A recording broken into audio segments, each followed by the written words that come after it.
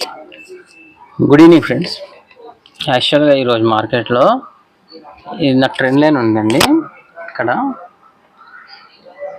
నా trend line ఇది అయితే నేను ఈ 700 నుంచి వెళ్ళి 750 వరకు ఒక జోన్ పెట్టుకున్నా. అంటే ఇది క్రాస్ అయినాక తీసుకుందామని ఎగ్జిక్యూట్ చేద్దామని ప్లాన్ చేసిన. సో ఈ 1 minute 50% కూడా ఇక్కడికి వచ్చేసింది.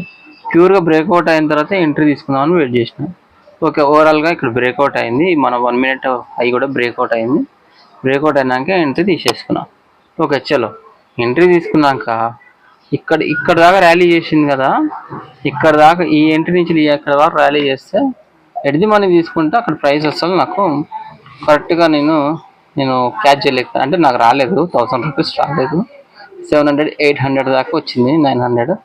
నేను 1000 రూపీస్ కనిపిస్తేనే తీసేస్తా. అప్పటి వరకు ఒక్కసారి నాకు కనిపించాలి. అది కనిపించే వరకు నేను వెయిట్ చేస్తా. సో ఆ 1000 రూపీస్ కనిపించలేదు.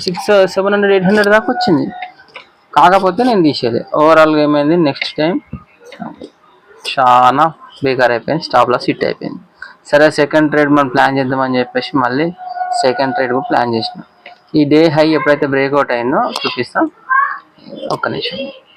నెక్స్ట్ మన రూల్ ఏంది, ఈ సపోర్ట్ అండ్ రెసిస్టెన్స్లో మన ఫస్ట్ క్యాండిల్నే మన డే ఇది ఇక్కడ చూపిస్తా. ఇది ఉంది కదా, ఈ క్యాండిల్ నేను అనుకున్నా. ఓకే, ఈ క్యాండిల్ బ్రేక్అవుట్ అయిందండి. ఈ క్యాండిల్ బ్రేక్అవుట్ కాగానే రిట్రెస్ వచ్చింది. మళ్ళీ వెయిట్ చేసిన, వస్తుందా రాదా డౌట్ ఉండే. కొద్దిగా ఇక్కడ ఇట్లా కన్సల్ట్ అవుతుంది కదా, ఆగుతుంది, గజ్జి లేపుతుంటే నాకు డౌట్ వచ్చింది. సరే, ఒక మంచి ఫాల్ వస్తుందని ప్లాన్ చేసిన. కరెక్ట్గా ఇక్కడ ఎంట్రీ తీసుకున్న పుట్సార్లో కొంతవరకు నాకు 1000 రూపీస్ రాగా తీసేసిన. ఈరోజు మ్యాచ్ ఇట్లా జరిగిందండి. ఓకే, కానీ మనం 1 minute స్ట్రాటజీని మనం ఫాలో అవుదాం, ఖచ్చితంగా ఫాలో కావాలి. మన రూల్స్ మనం బ్రేక్ చేయొద్దు. అన్లెస్ మనకు 1000 రూపీస్ వచ్చేదాకా మనం స్ట్రేట్ లెక్క వెళ్ళి కీప్ కావద్దు. మనకి లాస్ వచ్చినా సరే, కానీ 1000 రూపీస్ టార్గెట్. ఏ రోజైతే 1000 రూపీస్ గురించి మనం వెయిట్ చేయకుండా క్విట్ అవుతామో అప్పుడే కథం, మన పని అయిపోయింది మటాష్. ఓకే ఫ్రెండ్స్, చూద్దాం.